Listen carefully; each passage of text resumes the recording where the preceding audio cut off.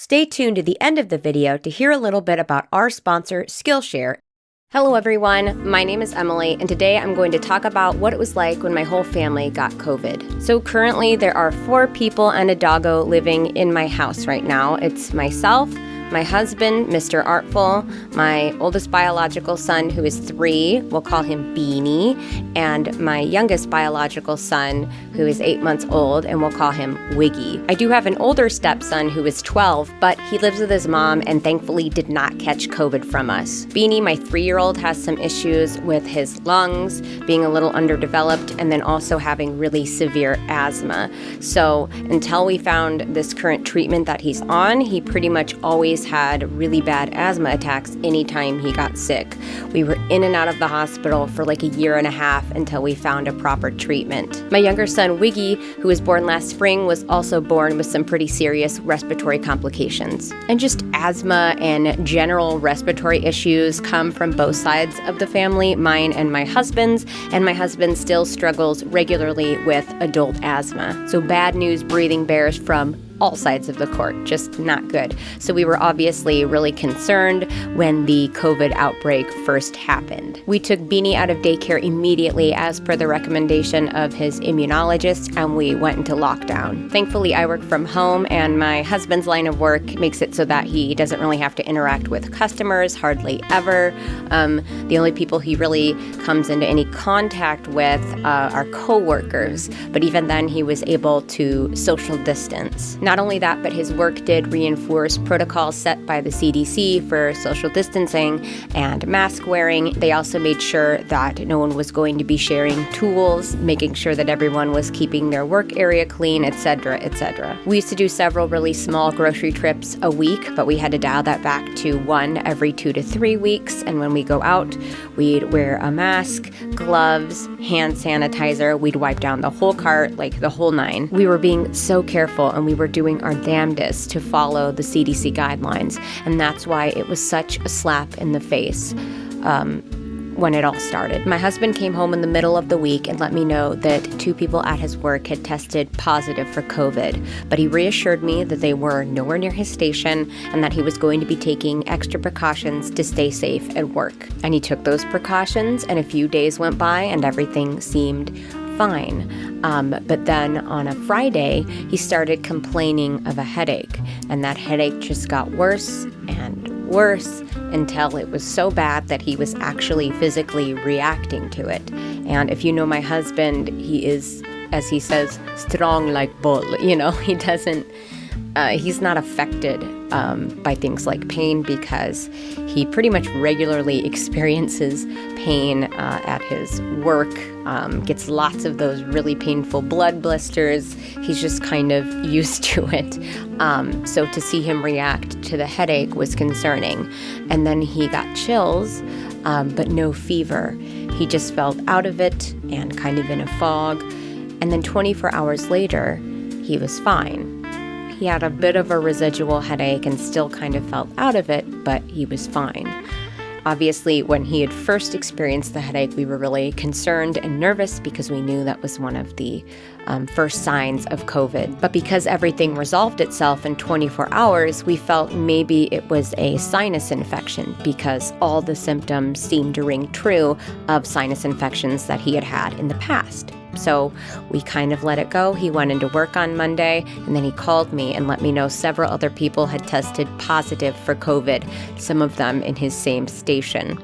So he decided to go and get a rapid test, and wouldn't you know it, it came back positive. This was a nightmare because after everything had resolved itself, he spent time with the children. He held the children. He didn't kiss them on the mouth, but he was in close proximity to them several times because we thought this couldn't be COVID. It's definitely a sinus infection, of which my husband has had many. He called his work, let them know, and started driving home.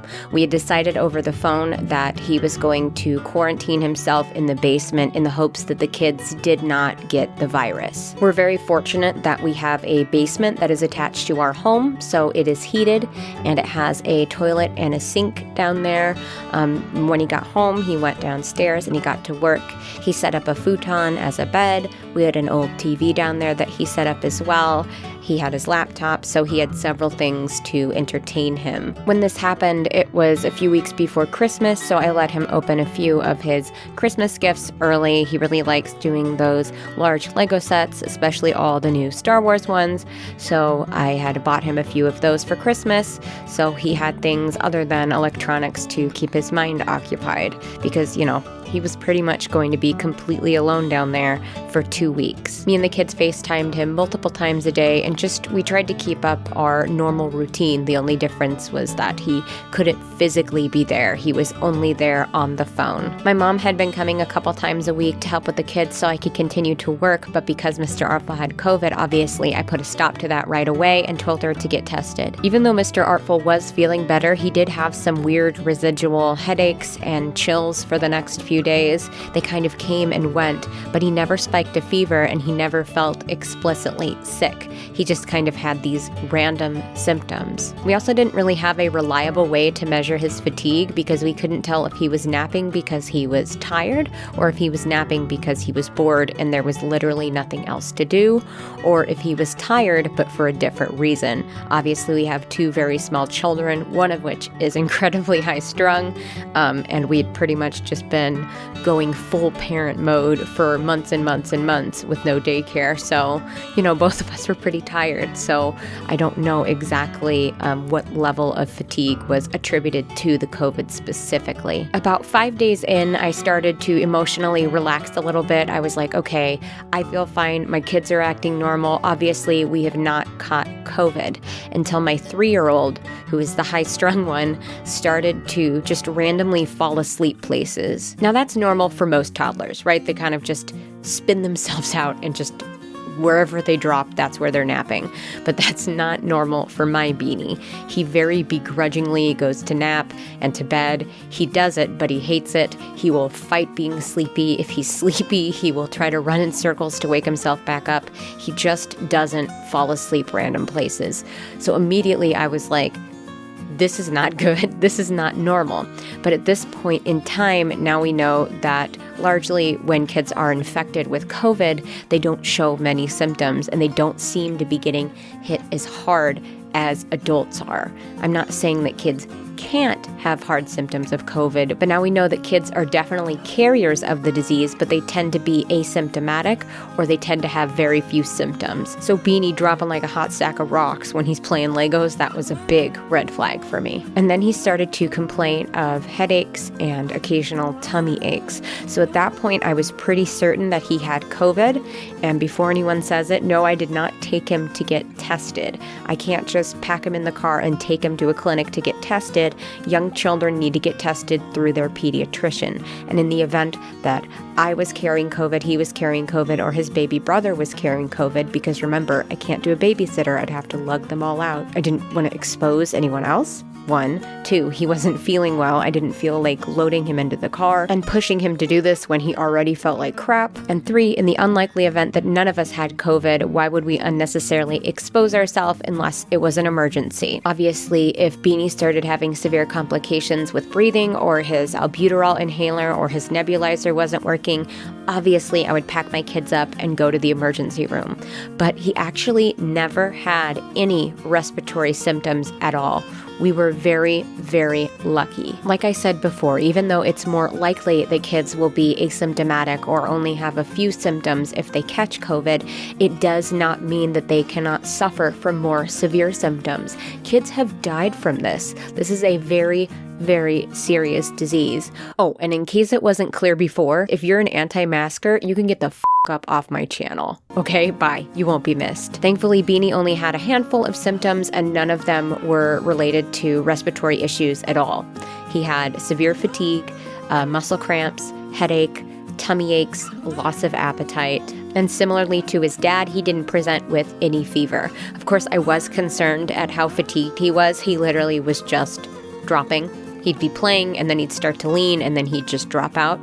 So I regularly took his temperature. I checked his oxygen levels. I would make sure his pulse was normal. I was regularly in touch with his doctor's nurse, just making sure that his symptoms were normal and that they were clearing up as expected. Like I was in full Dr. Mommy mode, just trying to make sure that everything was still going well with Beanie.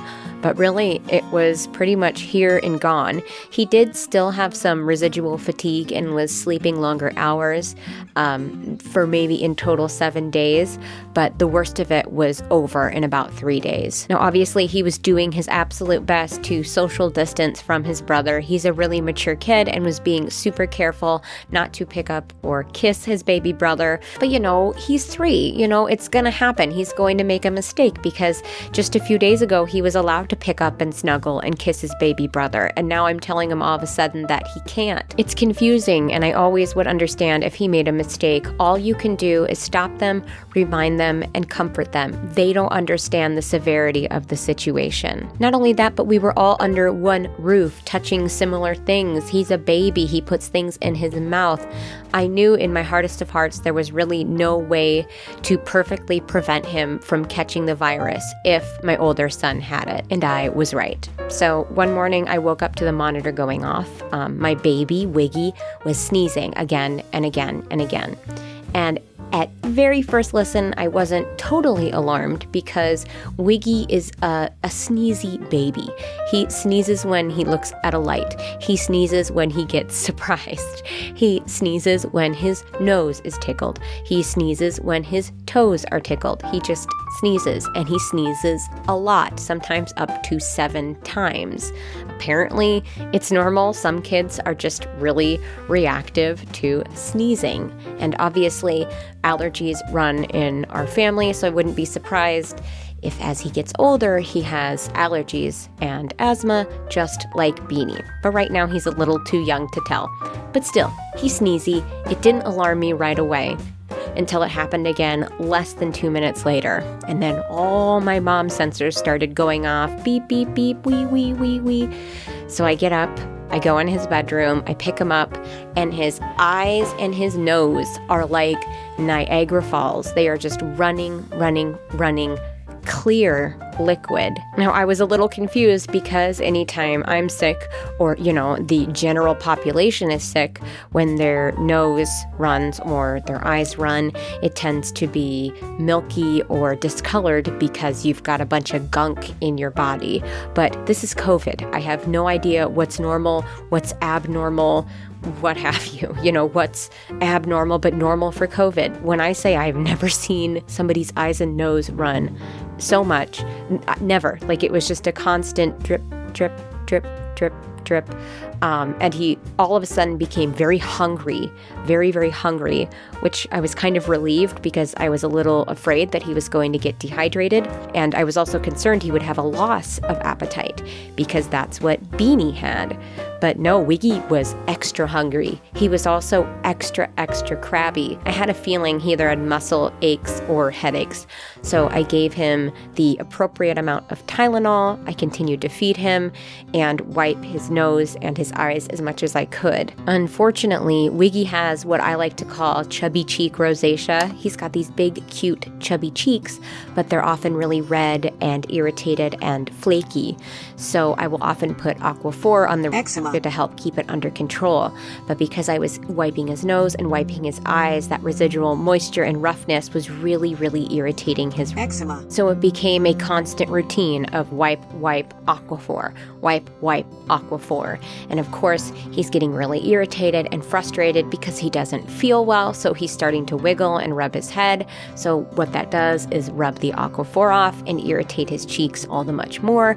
Then he started developing a little eczema on his nose and his chin, and I just felt really awful for him because I can only imagine how uncomfortable it was. It was so red and so tender and flaky. Wiggy, out of all of us, was the most uncomfortable, and of course he was. Even though I was giving him his Tylenol every 6 hours, that doesn't mean he wasn't still feeling pain, fatigue, irritation of his eczema. And he can't just tell me what hurts. That's what's so difficult. And as a mother, as a parent in general, you feel your children's pain and it aches. And it was a really miserable few days. But eventually, Wiggy started to clear up. He also never got a fever, though he was very fatigued. He was taking extra naps during the day and sleeping in the morning. And he continued to do that for about 2 weeks later, just because I think it completely exhausted him. Just the constant running and itching and burning and I just felt so terrible for him. But same thing as with Beanie, I was in constant contact with his doctor's nurse, asking questions, checking his oxygen, his temperature, his pulse, his skin. And he has eczema on other places of his body. And guess what happens sometimes when you have eczema and you get sick? It gets worse. And his definitely did, especially around his neck. So we were just doing kind of 1,000,001 treatments, just trying to get his skin under control and then get the running nose and the running eyes under control. After Wiggy and Beanie started to feel better, I was finally like, okay, Emily, it's okay if you turn the focus a little bit onto yourself because you are a ticking time bomb. When is it going to happen? You have had nothing but baby COVID-infected snot and tears on your hands for days now. It doesn't matter that you've washed and hand sanitized your hands so much you are going to get COVID. There is no way. And for a few days, I was fine. And then finally, the first day that my husband comes out of quarantine, we're all happy and hugging each other, I start to feel funny. I start to sweat. I start to have the chills. I start to feel really, really weak in my knees and below. My feet get swollen, and I go, mother. So I set myself up for a COVID rapid test. I drive to the clinic. I'm sweating, I'm uncomfortable, I'm irritated. They poke my nose hole. The really nice nurse takes my nose hole stick into the clinic. 20 minutes go by. She comes out with a somber look on her face and a bunch of paperwork. And wouldn't you know it, this son of a bitch tested positive for COVID. Mother. As frustrated as I was, I did realize that we were actually lucky in several ways. Obviously, both of the kids were doing really well. My husband was on his first day out of quarantine, so he was able to watch the kids while I went and got tested. It's just where my head was at that point in time was not in a good place. I had some difficulties health-wise after my last pregnancy. I had also had some really bad emotional issues. They kind of coincided, and then I feel like a lot had been piling up, and then that happened. So my body wasn't prepared and my brain wasn't prepared. So it kind of just threw me into a tailspin. And I feel like in a lot of ways I am still desperately trying to recover emotionally and still physically from all of that. But all that to say that I just wasn't in good standing beforehand. And when I came out after all was said and done, I was still not in good standing. I just no longer had COVID. My symptoms were more typical. I had low-grade fever. Mostly I had sweats, fatigue, and muscle weakness. But really it was just I'd have several hours of really good, perfectly functional time where I felt like, okay, this isn't so bad, I can muscle through this, and then I just get hit with a wave of fatigue, literally like someone injected me with a sleeping pill. And I'm assuming that's probably what Beanie felt, my 3-year-old, when he would just start to lean and drop. I had a loss of appetite, I just felt disoriented, and that was really actually the number one symptom for me that didn't go away for over 2 months. And I would still say, I don't know if I'm struggling with it now, but what they call COVID fog, where it's like a dissociative episode where you feel like you're floating above your body. You don't feel in control. You kind of feel almost like in a dreamlike state. It was very bizarre. And it came at random times. Sometimes I would wake up in the middle of the night and have it. So it was just a host of really bizarre symptoms, but most of them that I experienced day to day were very typical of COVID and just being sick in general. I'd say the worst of the symptoms lasted between 5 and 7 days, but I definitely had residual symptoms for 2 months afterwards. So that led me to believe that anytime my kids would kind of have an off day, that potentially they were having residual COVID symptoms as well, because that COVID fog was strong, and so was that fatigue. It's like that just did not want to go away. And it's not unusual for me to be sick longer than the rest of my family. I don't get sick often, but when I do, I get really, really sick. And I actually get that trait from my mom. Thank you, Mom. And what's so frustrating about all of this is I really tried to protect my mom from getting COVID, and she still got COVID. She still got it. My mom is 65, and so very fortunate that it didn't hit her as hard as it could have, but she actually did have respiratory issues, just needing to clear her throat. She needed to use her inhaler, and she just had gunk more than usual in her chest for another, several weeks. I'd say up to 8 weeks even, so 2 months. And she had a little bit of the COVID fog and just feeling fatigued and out of it, but it literally just ran the gamut, like from my husband all the way to my mom, who wasn't even here. And what's crazy is my stepdad, who currently is severely immunocompromised and will be for the rest of his life, actually got COVID way back in, I think it was October. Don't quote me on that. And my mom was able to isolate him and stay away from him, and she never caught it from him.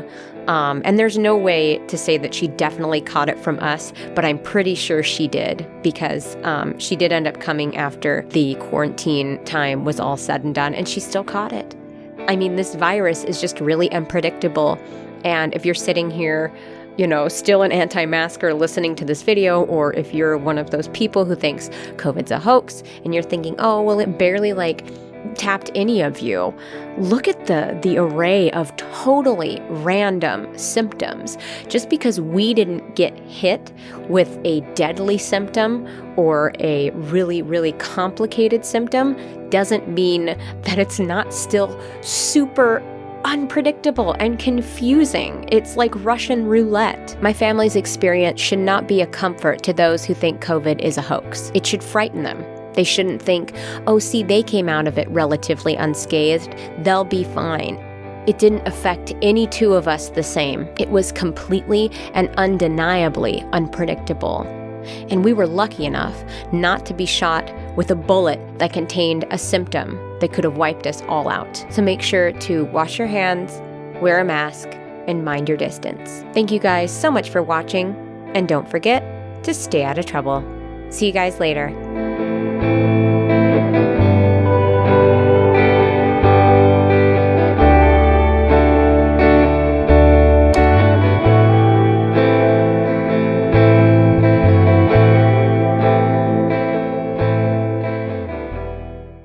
Today's sponsor is Skillshare. Skillshare is an online community for those of us who love to learn at any level. Skillshare is a huge collective of tens and thousands of different classes for every different genre of creative learning. You can check out everything from music to photography, web design, and my personal favorites, fine art and illustration. Being a busy mom, I really don't have a lot of spare time, but that doesn't mean I have to sacrifice my creativity and desire to learn. Thankfully, most of Skillshare's classes are under 60 minutes and packed full of useful tools to help me get started on a new skill. What's also really great is their classes are affordable, much more inexpensive than any in-person option. So I'm still at it, you guys, trying to get landscape painting down. I took a class by Alifia Tarwala called Loose Watercolor Landscape Painting, a simple approach, to pick up some more tips and tricks. Alifia is incredibly thorough in her technique description and goes so far as to break the painting down layer by layer. It was a helpful and comprehensive class that I will definitely be revisiting in the future, so go check it out.